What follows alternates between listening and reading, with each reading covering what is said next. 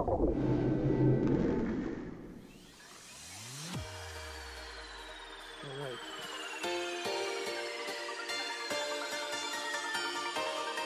Well, good evening. Over the last few days in the summit, and today especially, you've heard a lot of expert opinion about a lot of the things that are going on in our industry and that are very important in our day-to-day. Since I am completely clueless, I've decided that I would reflect on something completely different and just have a reflection on some of the business aspects that especially small and medium-sized companies face in every industry. Our industry, like most industries in Europe, is made up mostly of large multinationals controlling a big part of the market, but then there is a backbone of hundreds of small and medium-sized companies that really make up our industrial environment. And it's to them that I want to speak. It's the classic story of David and Goliath as these small companies go out and compete with each other, or they compete with the large giants.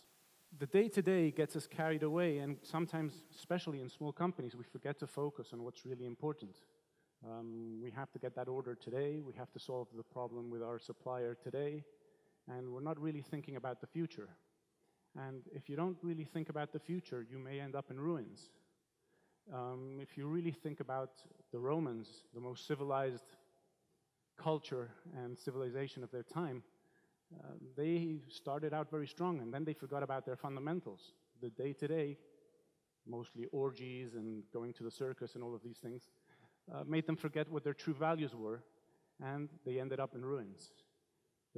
In Spain, for example, there's a lot of examples of companies that have ended up in bankruptcy. The excuse tends to be there was a crisis or there was an economic problem, but probably a lot of it has to do that they started doing things that were not their core business or their core values. The first thing one has to do in the company is find really what jewels it has inside. Every company has to have or should have some attributes, some characteristic that makes them different. These jewels, when you find them, have to become the core of all of your planning and everything that you do. And it is to that you have to stick. Barcelona, the greatest football team around, everybody knows, they play tonight. They have a jewel called Messi, and if you think about it, everything they do revolves about making Messi better.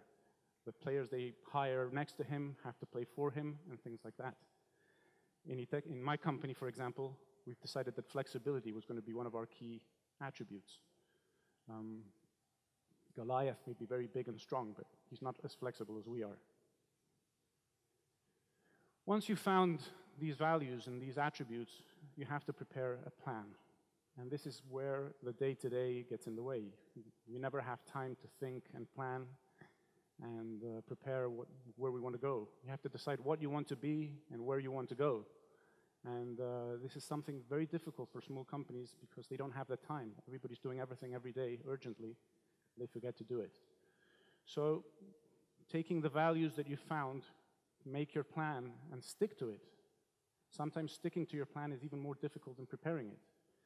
There's a lot of examples in the history of the world of people that have stuck to their plans in spite of all the difficulties.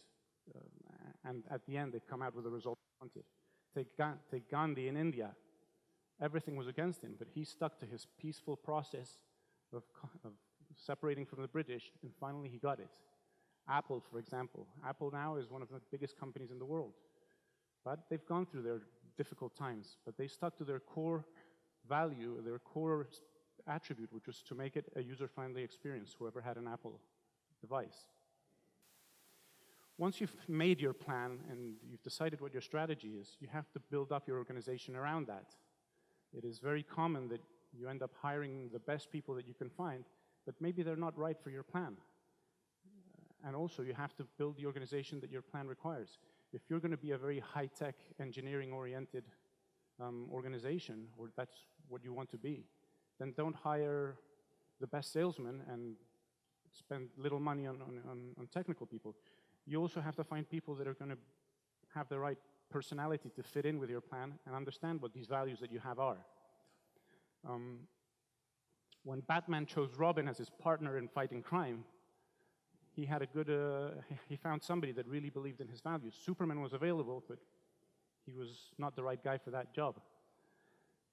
And there's how many times have you been interviewing somebody that is a fantastic engineer, but he just doesn't have the flexibility or the knowledge that you need in your company? So you have to build that team around what you want to do and what your plan is. Once you have the team and the plan, then you have to create a company culture. Everybody has to have these values ingrained in their day-to-day. Everybody has to understand what the company is about and where you want to go. It's not so easy to do this. It's a very difficult thing. But at the end, if you find a way to get your team to really believe in this, that's how you're going to move forward properly, especially in small companies where you need hands-on people that do all kinds of things. In our company, for example, our innovation process gets everybody in the company involved. We have engineers, we have workers, we have the after-sales service people, of course the sales guys, and everybody knows what the end objective is, and they know what the values of the company are, and everything they do is around that. Especially in a small company, when you're trying to do all of this and stay with the day-to-day, because remember, the orders that we need today, we need it, pay the bills. You have to, at the same time, keep an eye on the horizon. We're working in a changing environment, and while we're trying to do all of this, the characteristics around the market might change, the regulations might change, so you have to find a way to keep your eye open in the horizon. Your competitors, some of them very big, probably have hundreds of engineers working on the next generation of technology, or they have 100 people in the market finding out what customers need and all of this.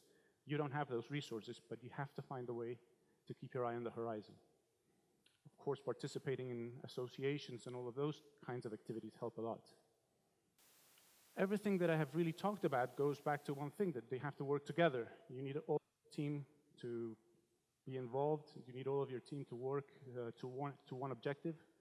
And then it's very typical that companies are afraid to cooperate with other companies. There's hundreds of companies probably that are perfectly compatible with yours, that might have synergies, that you can do something for them, they can do something for you. And at the end, you're multiplying resources and getting together, you're able to create a more powerful and valuable solution for your clients. Bottom line, at the end, is you have to create a team that is not always the best players. Let's face it, if you're a small or medium company, you won't be able to pay the best salaries or have the best compensation plans and benefits and all of these kinds of things.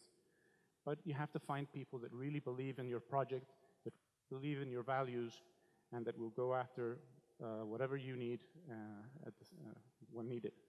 These people are probably going to be making less money than they would in a competitor, and they're probably going to be working a lot more time. They will be spending weekends, whatever is necessary, because in a small company, you have no choice. So anyway, at the end of the day, the important thing is that everybody has fun while doing it, and hopefully that will make the company move forward and everybody will be able to enjoy it. Thank you.